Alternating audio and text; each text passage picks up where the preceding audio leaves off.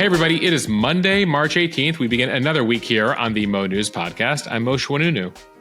And I'm Jill Wagner. This is the place where we bring you just the facts. And we read all the news and read between the lines so you don't have to. Just before we began the pod here, Jill, you were trying to sing a popular song to me.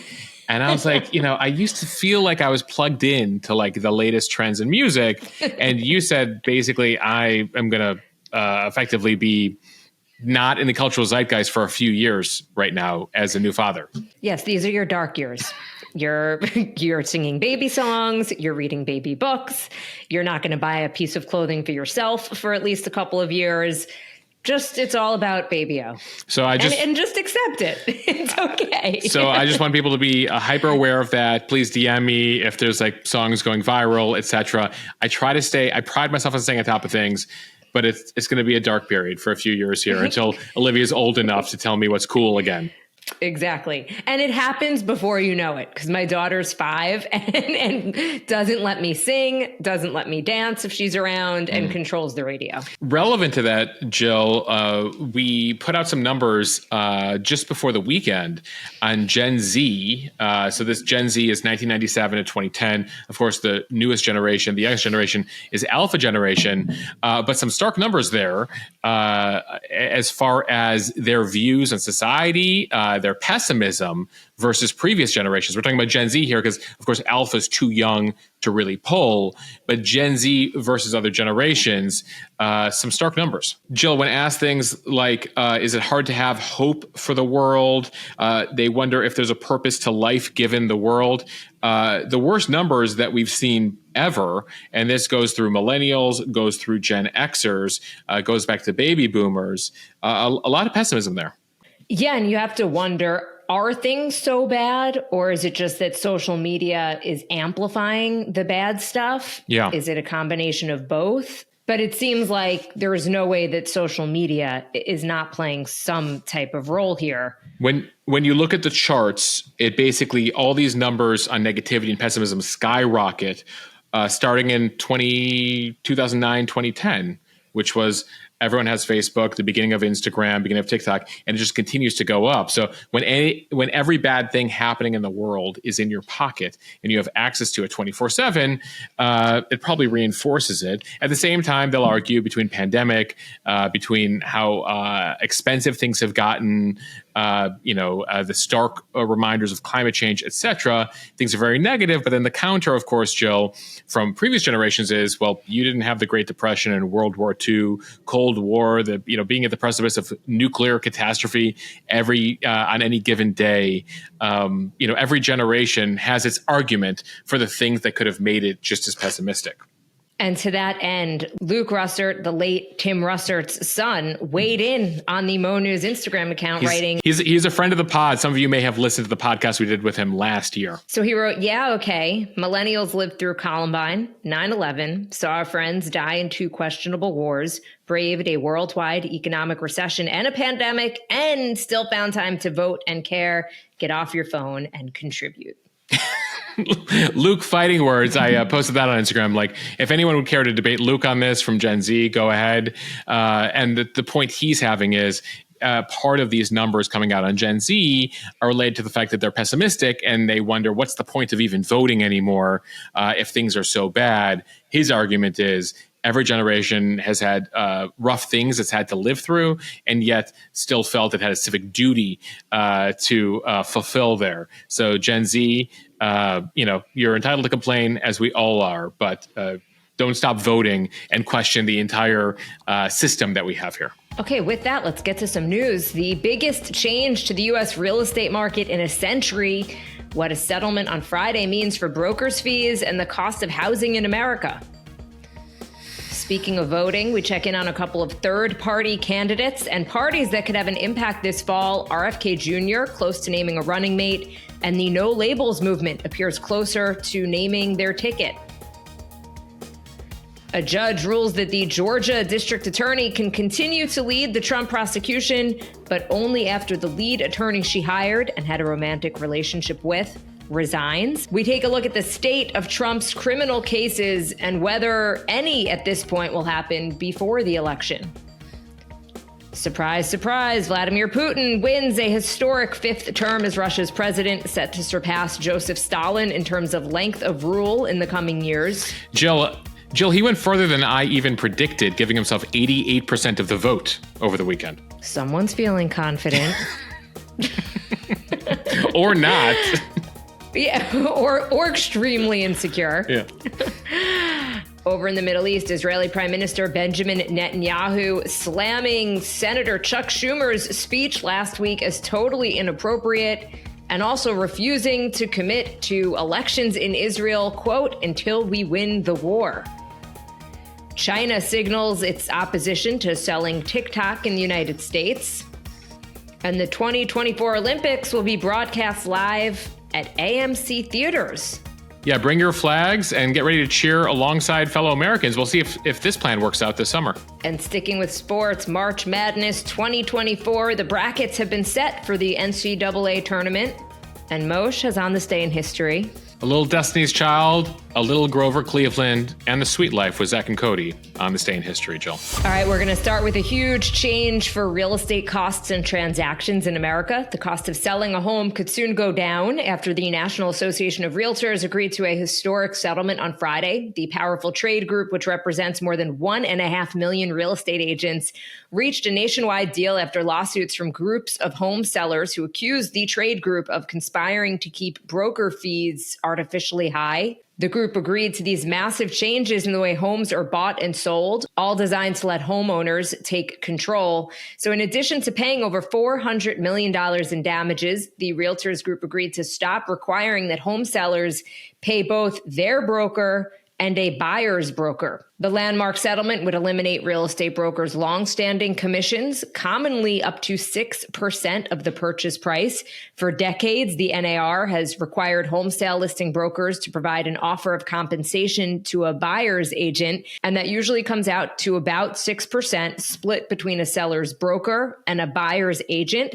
But that model has come under intensifying scrutiny from critics who have likened it to a cartel. Housing experts say that the longtime industry standard of a 6% commission on a sale is now estimated to fall to between 3 and 4%. And that could mean real savings for both buyers and sellers. An example, at today's 6% commission, a homeowner selling a $400,000 property will spend about $24,000 on broker fees, a cost that is passed on to the buyer. And depending on how much the new rules reduce commissions, that same homeowner could see their broker's fee fall to about $12,000. Yeah, so this deal brings an end to a number of antitrust lawsuits that have come up against the National Association of Realtors. Last year, a jury found two brokerages and the NAR liable for $1.8 billion in damages for conspiring to keep commissions high. The accusation, again, was that the previous arrangement incentivized brokers to find the most expensive property for their client. So housing experts, it's still too soon to tell here exactly what this means for the bottom line, but this is the biggest shakeup in a century here, according to the folks that have been watching this, offering more transparency, more competition, a lot of alternative business models. And there's a lot of alternative business models here being floated that will, see potential experimentation or innovation in the market here, including a flat fee and discount brokerages that could become more widespread. Realtors will be allowed to advertise their fees, compete on commissions. Buyers will be able to shop around, choose lower cost agents potentially. And while some of this stuff has always been negotiable, there have been these standard rates. This really loosens things up here. And the question, of course, will this lower home prices in a market where interest rates remain high? The 30-year mortgage remains at a 2-decade high still, and there is a lack of inventory, especially in certain markets here in the U.S. So experts say supply and demand will continue to be the biggest factor on price here, but there is a widespread hope that the reduction in commissions here, which are baked into sales prices, as you said, Jill, may cause home prices to fall just a bit, unless the homeowners here just cook that in and take home that money in the future. That said, as we mentioned, innovation here, rules getting loosened. Some have compared this to the travel market, as you saw the demise of travel agents and the rise of booking sites like Expedia and Kayak. Will there be innovation here in the real estate sector? There are already sites like Zillow, like Redfin, that have made it easier to find homes. But of course, brokers still play a key role here. And that's the argument they make here, Jill, including those who follow the Mo News account, saying that buyers benefit from representation, even if they decide out of this ruling to go it alone. And when buyers choose not to use representation, they actually harm themselves, that ultimately they do better with a broker. That's what the brokers argue here. But they'll have to figure out their business model here going forward as things change here. And as far as timing, and that's been asked by a few folks on Instagram over the weekend, a federal judge is expected to approve the settlement in the coming weeks. But there could be a continued litigation here that could postpone this. For now, though, they expect to see this come into place in mid-July. As far as whether this means you should hold off on selling your property, people appear to be split on that, saying, ultimately here, even if it's not the letter of the law or the letter of the rule, by July, you already could see some brokers being more amenable to what the new rules will be in the coming weeks and months. All right, switching gears here, let's talk some politics. The RFK Jr. independent presidential campaign indicated over the weekend that it could name his vice presidential running mate as soon as this week. The person that he appears to be very seriously considering is Nicole Shanahan, a Bay Area lawyer and an investor who was once married to the Google co-founder Sergey Brin. Shanahan's name is being circulated amid a flurry of interest in his vice presidential shortlist, which previously included the NFL quarterback Aaron Rodgers and former Governor Jesse Ventura of Minnesota. RFK Jr. was apparently into Rodgers, but some people around him have voiced concerns. Shanahan is 38 years old. She was the creative force and primary financial backer behind a $5 million Super Bowl ad bought and created by a super PAC that's backing Kennedy. The domain name KennedyShanahan.com was registered on March 13th, according to records. And some people around his campaign say that an announcement could come as soon as this week. Shanahan has a record of donating to Democrats, including to President Biden's campaign back in 2020. And she has described herself as, quote, a progressive through and through. Yeah, so this is not final, but this was certainly very seriously pushed out over the weekend. First saw it over in Puck News, and then the name continued to circulate there, especially as he got some backlash for the potential Aaron Rodgers choice. So Shanahan here supported him when he was a Democratic presidential candidate. RFK, of course, decided to then run as an independent in the fall. She backed away from him, but then saw people, according to a New York Times interview, who were really revved up about him, seeing what she calls pockets of silent support around the country. So she donated several million to him. A little background on her. You might have heard of her before. Of course, married to Sergey Brin, involved in some entrepreneurial activities, but also amid her divorce from Sergey Brin, she was alleged to have had an affair with Elon Musk during her separation. She was alleged to have had an affair with Elon Musk. Both she and Musk have denied it, but that's where her name first circulated in the headlines in the last couple of years. She says that her motivation to support RFK here has to do with her concern about the environment, vaccines, and children's health, and her belief that Kennedy is willing to challenge the scientific establishment. Now, apparently one of the motivating factors of him choosing a running mate here is that as he seeks to get on the ballot as an independent candidate, many states apparently have rules that say that he has to get on the ballot with his vice presidential choice in one fell swoop. So his campaign's still working on getting him on the ballot in most states. They say that he's qualified for the ballot in 4 out of 50 states right now: Utah, New Hampshire, Nevada, and Hawaii. He is trying to get on all 50 states. It takes a lot of work, nearly 1 million signatures, different rules in every state. His campaign actually estimates it's going to cost him $15 million to get on the ballot in all the states. They all have various filing deadlines. It's one of the things that the Democrats and the Republicans have effectively figured out is ways to make it very difficult for third-party candidates on the state level to get on the ballot. So that's one of the reasons Kennedy was flirting with the Libertarian Party, which has existed for a while and is already on the ballot in nearly 40 states. It does not appear they are very into him, so he's continuing this independent bid. We'll look out for this VP choice. And of course, can he get on the ballot in all these key states? Right now, polling shows that he's getting anywhere from 8 to 12% in various states and taking slightly more voters away from Biden than Trump. And it comes as the No Labels moderate centrist party is taking another step forward at forming a bipartisan presidential ticket for November's general election. No Labels has announced the formation of a committee to vet candidates for the potential bipartisan ticket, and they could announce who will be running as soon as Thursday. Former Senator Joe Lieberman, who is the 2000 Democratic vice presidential nominee before becoming an independent a couple of years later, he is going to be part of a panel called the Country Over Party Committee. There have been a lot of calls from Democrats that have been warning that a no labels ticket would basically pave a path to victory for Trump in November by siphoning moderates from Biden. Lieberman says that is not the goal. We are not about electing either President Trump or President Biden. In fact, they have said that if they feel that whoever their candidate is going to help elect Trump again and take that many votes away from Biden, that they would actually consider pulling that person from the election completely. Yeah, I mean, obviously it's still early when it comes to polling, but what you do see is that there's about a third of the country to 35% that are hardcore Trump, no matter what. And you do see more softer support on the left for Biden. And with potentially an RFK Jr. here, a no labels ticket, Cornel West and Jill Stein on sort of the farther progressive left running independent bids.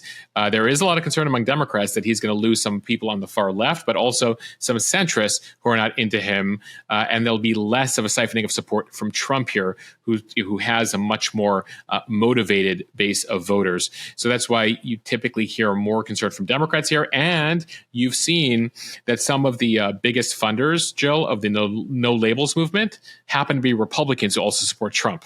The plot thickens. Listen, you could also go back to 2020. Remember who was involved in trying to get Kanye West to run for president? Jared Kushner and Trump campaign officials, again, trying to effectively find ways to siphon support from the Democrats. Now, this is not to say Democrats don't play the same game here or will try to play the same game. It's just harder for them given, again, how motivated and how loyal Trump voters are to him. Time for the speed read from the New York Times. Nathan Wade has resigned from his post as special prosecutor in the Georgia election interference criminal investigation into Donald Trump. An Atlanta judge gave his boss and former romantic partner, Fani Willis, an ultimatum, saying that her office could only keep the case if Wade stepped down. He did so just a few hours later on Friday.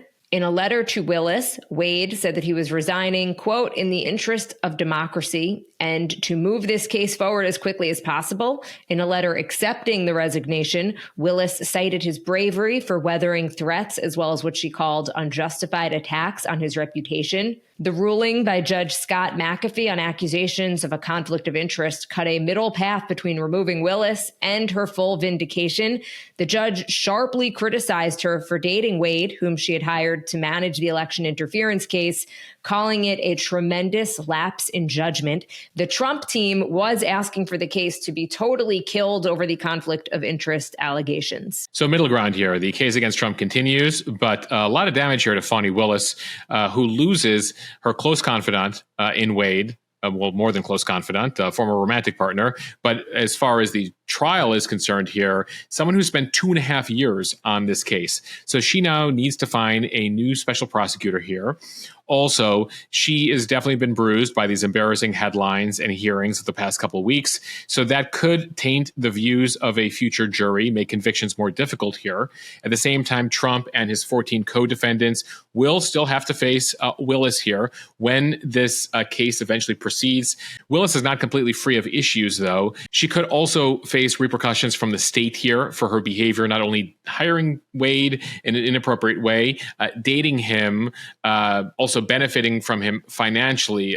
If you go through the ruling on Friday, the judge really lets her have it for ethical lapses here. This case was first filed by one of the co-defendants of Trump saying, this feels inappropriate. You should kill the entire case. Of course, the judge, again, has found a middle ground here. But one positive thing for the defendants, especially former President Trump, is the delays this has caused. So this could mean, in all likelihood, that this case does not move forward until after the election. And Trump also has the option here of appealing the ruling, saying, ultimately, we believe that she should still be kicked off the case. So that could delay the proceedings further and mean that this goes deep into 2025, potentially. We went into a bit of this over the weekend on our premium Instagram account. But, ultimately, one of Trump's legal strategies here, as he's dealt with the 4 criminal indictments from last year, was how does he delay things as long as possible through a legal strategy here. So through legal strategy, through luck, and in the case of, in a couple cases here, especially in Georgia, prosecutorial incompetence. The only criminal trial that Trump may face before this November's election is the case in New York, the indictment related to Stormy Daniels, hush money payments, improper bookkeeping, and taxes. And that case, by the way, was delayed an extra month on Friday, Jill. That was supposed to start this month. It is now delayed until April, because in that case, the prosecution did not make thousands of documents available to Trump and his defense team. So the judge has now kicked that back. So in all likelihood, it looks like that happens in 2024. But this Georgia case and also the 2 federal cases, the election interference case, the January 6th case, which has now a Supreme Court ruling related to it this summer, as well as the classified records case out of Florida, those in all likelihood don't begin after jury selection, et cetera, until after the election as well. And that Stormy Daniels case with Alvin Bragg, the Manhattan DA, that's the one that a lot of legal experts even say is kind of the most iffy. It's the weakest much unprecedented. Case. Yeah, it's a bit unprecedented. And in terms of just public opinion polls, that is the case when those charges were filed. That is when Trump really solidified his support. So it was that case that really galvanized some of his voters behind him. Yeah, and that's the case that also it came first. And so that led a lot of his voters to say all these cases are BS. But, what's notable about the case you mentioned, the Stormy Daniels case, with Alvin Bragg prosecuting it is, he's very political, an elected Democrat. And so even some Democrats said at the time, and still to this day, this seems like kind of a iffy case and transparently looks a bit political versus these other cases related to January 6th, election interference, classified records being in his home. From Reuters, President Vladimir Putin has extended his rule over Russia for a 5th term in office, a foregone conclusion after a presidential election this weekend that the Kremlin had stripped of any real competition. He was first elected in 1999, and his next term lasts until the year 2030. Preliminary results released by Russia's Elections Commission, overseen by Putin. Preliminary results released by Russia's Elections Commission, which is overseen by Putin, showed that he got about 88% of the vote. Jill, that's what they say. Putin is a former KGB lieutenant colonel. He first rose to power in 1999. So this result here is intended to underscore to the West that its leaders will have to reckon with an emboldened Russia, whether in war or in peace, for many more years to come. He now cements his grip on power, even though thousands of opponents staged a noon protest at polling stations on Sunday. That is something that Putin critic Alexei Navalny called for before his mysterious death in a Russian prison last month. The United States, for its part, has said that the vote was neither free nor fair. So with this new term, Jill, should he last till 2030, he will overtake Joseph Stalin as Russia's longest-serving leader in more than 200 years. He recently changed the laws there to make himself eligible for this 5th term and then a 6th term that he could run for in 2030. If elected again then and lasting until 2036, he would then surpass, for those who are familiar with Russian history, Catherine the Great, the empress from the 1700s, as the longest ruler of Russia ever. Right now, Putin is 71. He'd be 77 at the end of this next term, 83 by the end. So, everyone now, Jill, is electing their septuagenarians and octogenarians, though in this case, in Russia, you don't really have a choice because anyone who was remotely anti-him or anti-war was not allowed on the ballot this time. And he continues to change the constitution in Russia to continue to maintain and tighten his grip over the judicial system, over the media there. And you've seen that more and more over the last decade, which led some of you to ask us over the weekend, why even have these elections if he runs Russia with such a tight grip and these elections don't matter? And so he's had some loyalists who are like, just kill the election thing at this point, man. Like, just be leader for life.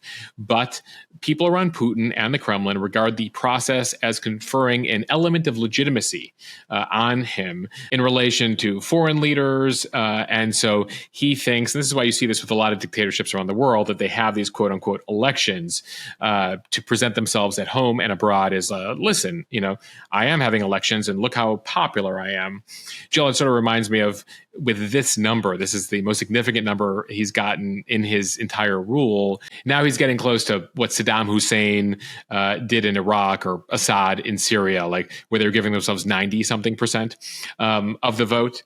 One of the things we're going to closely be watching here is, what does he do next? Some have said that he was waiting to do some unpopular things until after the election here, in particular calling up more Russians to fight in the war in Ukraine. Now it's in third year. Now in its third year, the war has taken a major toll, though Russia's not being very transparent with how many deaths they've seen, but the estimate is 100,000 plus even more injured. The war has stagnated. So remember that very unpopular draft he did in 2022 that led many to leave the country.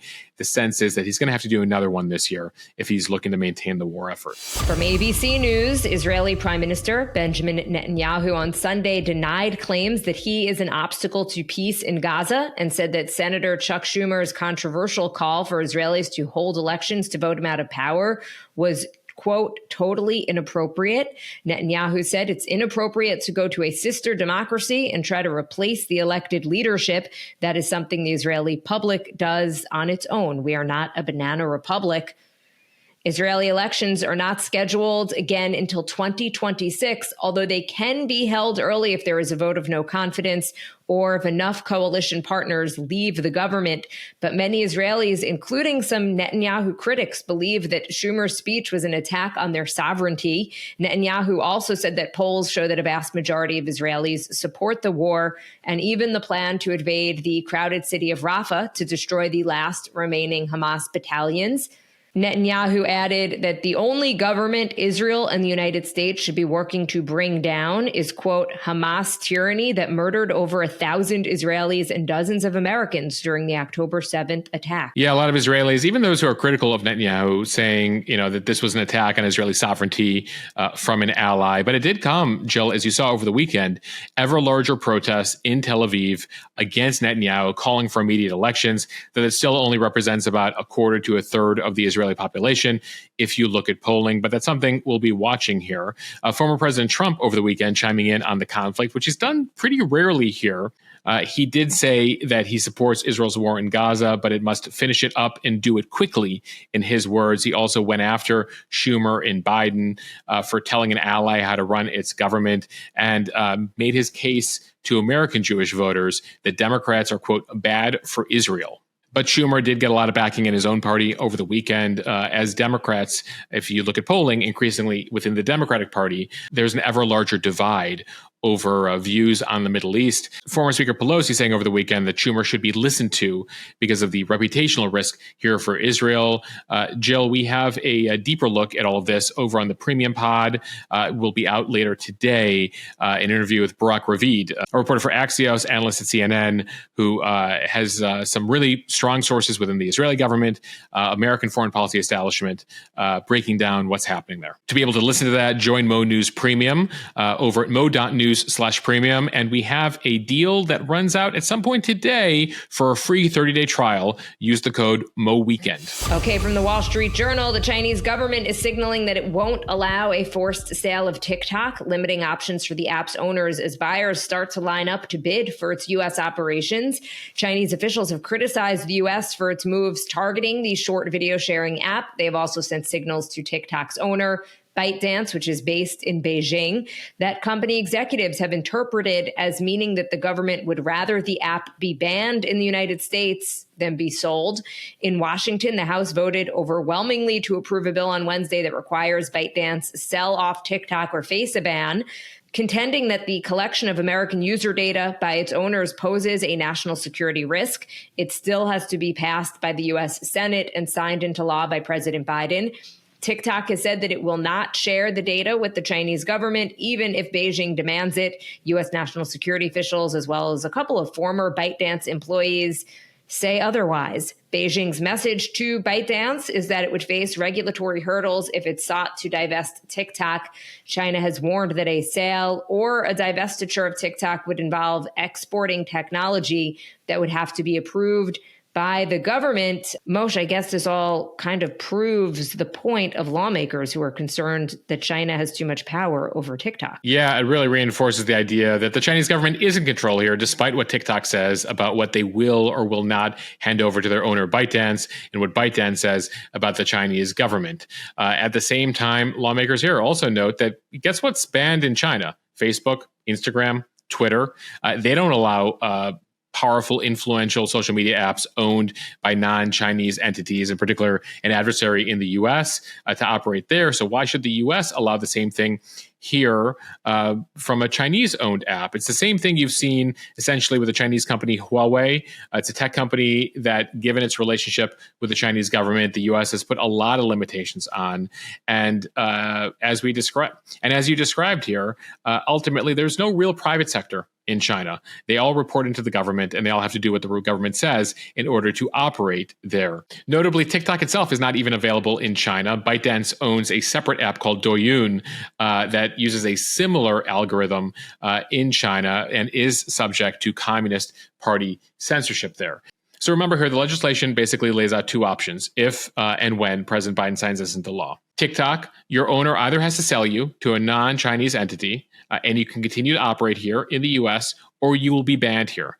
And essentially what you have here is a game of chicken. The Chinese government saying, we're not going to let ByteDance sell off, even though TikTok is worth upwards of $100 billion, and there's probably going to be a bidding war for it, even more so. So will the Chinese government give up the American market? So will the Chinese government give up $100 billion plus for ByteDance here just on principle? Or will they allow a sale here? And that's going to be something that'll be really interesting to watch here, given everything that's unfolded. And as we've mentioned on previous pods here, the U.S. government essentially did this a few years ago, requiring the Chinese government to sell off Grindr, the gay dating app. Now, it was much smaller, much less controversial at the time, and the Chinese essentially did it. That's why it continues to operate here. TikTok is on a whole nother level here, and one of the questions everyone has is, even if they sell off TikTok, if they allow Biden to sell off TikTok, will they allow the algorithm to go? The algorithm being something homegrown in China that is particularly sticky, right? That TikTok algorithm is so addictive. People spend more time on TikTok than any other social media app when you look at the numbers. And so some people have floated, would China sell TikTok but without the algorithm? Well, how much is TikTok really worth then? So there's going to be a lot of questions here as this legislation moves through the Senate and to President Biden. Moshe, we started this podcast talking about Gen Z being the most pessimistic about America compared to previous generations. Well, some would argue TikTok's algorithm is partly to blame by amplifying those anti-American messages.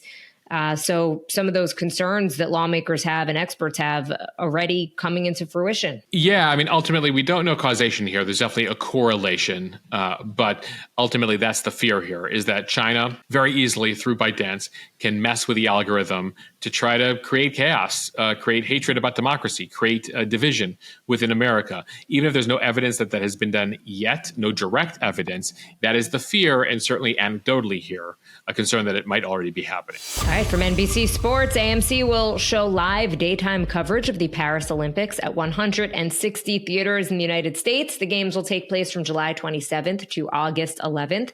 The coverage will be presented as live ticketed events and will begin the day after the opening ceremony. So go buy your popcorn, get yourself an extra large soda, and watch some swimming, watch some gymnastics with your fellow Americans in theaters across the country. It's an interesting concept, Jill, especially coming off of the success AMC had with the Beyonce concerts, the Taylor concerts, alternative ways to get you inside the theater. The question is this something Americans want? We'll see. Listen, depending on how hot it is where you live between July 27th and August 11th, if you're looking for some air conditioning and a fun collective way to watch the games, that's one of the things, too, with modern media, that we have lost these collective moments, right, that we used to have in the network television days where, like, we all watched a show live on a Wednesday night or must-see TV Thursday. So creating these elements this could be cool. We'll see how it works out. And from ESPN, the field is set for NCAA March Madness. On the men's side, UConn, Houston, Purdue, and North Carolina all secured number 1 seeds. Defending national champ UConn was selected as the number 1 overall seed and will begin to defend their title on Friday. The last team to win 2 years in a row was Florida in 2006 and 2007. The SEC saw 8 teams selected for the tournament for a second straight year, including Tennessee, Kentucky, Auburn, and Alabama. The tournament is scheduled to start Tuesday with the first 4 play-in rounds. The number 1 seeds and the rest of the tournament field will play their first round games on Thursday and Friday. Jill, no dice for our GW and Michigan men's basketball teams this year. I'm very aware of that, Moshe. Or Ohio State for my husband. Right. Unfortunately. Right. Your house has teams that typically make it to the tournament much more often than my alma mater does, but I still tune in for the Atlantic tournament every year to see if GW will surprise me. As far as the Final Four and National Championship, that'll take place in Phoenix from April 6th to the 8th, though, Jill, Thursday and Friday typically are some of the most unproductive days of the year in most offices as people start to tune into the games around noon on Thursday.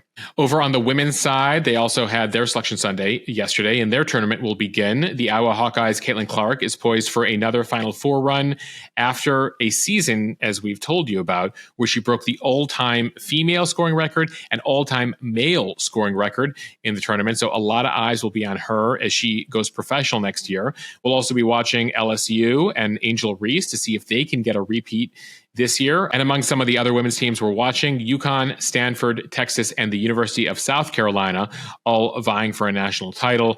The women's games will start on Wednesday. The women's Final Four takes place in Cleveland this year from April 5th to the 7th. Moshe, you and I have been tinkering with the idea of just doing some type of Mo News bracket, yes. Whether it's best presidents, worst presidents, something historical. And then we can ask people to vote on what they think. And that would be the bracket moving forward. So we're still pondering. We're going to put up something on the Instagram account today asking for ideas as to fun brackets, news adjacent, politics adjacent brackets we can do here. Of course, there won't actually be games or competitions. We'll be making our own judgments as to who wins, or maybe we'll have you vote on winners for each of the games. But if you have any ideas, send us a message on Instagram. All right, Jill, this brings us to On This Day in History. But before we get there, on Fridays, instead of On This Day, we do What We're Eating, Watching, and Reading.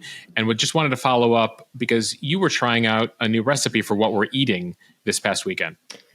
That's right. So I was trying out avocado bread, not to be confused with avocado toast, which is avocado on toast. Avocado bread is avocado, cheese, and an egg mashed together, put onto parchment paper, and then you put it in the oven for about 30 minutes. And it's basically like a low carb bread. Good, meh. I think it needs We give it something. a meh. We give it a 5. Yeah, like it was, right. I was actually disappointed. I thought it was going to taste a little bit better. In fairness, I think I went too light on the cheese. I probably could have gone, yes. Chef I error. think if I used more cheese, it may have been better. Jill, general rule of thumb, more cheese is always better. Yeah, exactly. Here I'm like trying to make it a little bit healthier. I don't know what I was thinking. Always more cheese. Okay, let's begin here back in On This Day in History. 1837, Grover Cleveland was born on this day. I only bring him up because he's the only U.S. president to serve 2 discontinuous terms as president. He is both our 23rd and 25th president. He was our president in 1885, loses re-election, then comes back in 1893 for a second term. And so I only bring him up because Trump is trying to repeat this feat as a president, losing and then running again. So Grover Cleveland, born on this day. We move to the 20th century here. Mohandas Gandhi was sentenced to 6 years in prison on this day for civil disobedience, protesting the British colonial government in India. Now, Gandhi ended up serving 2 of the 6 years. He was released for medical reasons. He had an appendicitis and continued his nonviolent resistance against the British, trying to free India from British rule. Finally, in 1947, India would gain its independence after being a British colony for more than 200 years. A little more than a year later, though, Gandhi was assassinated. On this day in 1969, B-52 bombers from the U.S. were diverted from South Vietnam to attack suspected communist base camps and areas in Cambodia for the first time in the Vietnam War. Now, this was a secret operation that Nixon and Kissinger tried to keep secret from the public, from, frankly, everybody. It was meant to shut down reinforcements for the Viet Cong coming out of Cambodia. Though Cambodia was officially neutral in the war, the secret would last for a couple months until the New York Times got leaks about it and would reveal it just 2 months later in May of 69. Though the bombing in Cambodia would go on for 14 months, the U.S. is estimated to have killed 150,000 civilians during that bombing campaign. It would lead to chaos that would lead to civil war there for decades. An estimated 2 million people would end up being killed in Cambodia under the subsequent regime that took over in the aftermath of that bombing. And we end this on this day on some lighter pop culture items, as we typically do. On this day, 46 years ago, the Bee Gees released Night Fever. It stays on the top of the charts for 8 weeks, becoming the longest running hit of 1978. All right, from a big 70s hit to an 80s hit that many of us know and love. 39 years ago today, Tears for Fears released their song Everybody Wants to Rule the World, released on this day in 1985. Which, given the news of late, I feel like could be the anthem of 2024. In fact, Jill, the band has said that. They wrote it about the Cold War in the 80s and were asked about it a couple of years ago. And they're like, yeah, no, Everybody Wants to Rule the World. And a song about war still holds, sadly. They were ahead of their time. Speaking of another group ahead of their time, Destiny's Child, 24 years ago today, out with their song, Say My Name, Say My Name. A former producer of mine, who shall remain nameless, strongly believes that Kelly Rowland should have been the breakout star from Destiny's Child, not Beyonce. She feels very strongly about it. Controversial opinion, given that Beyonce has won the most Grammys of all time, Jill. I didn't say it was my opinion, Moshe.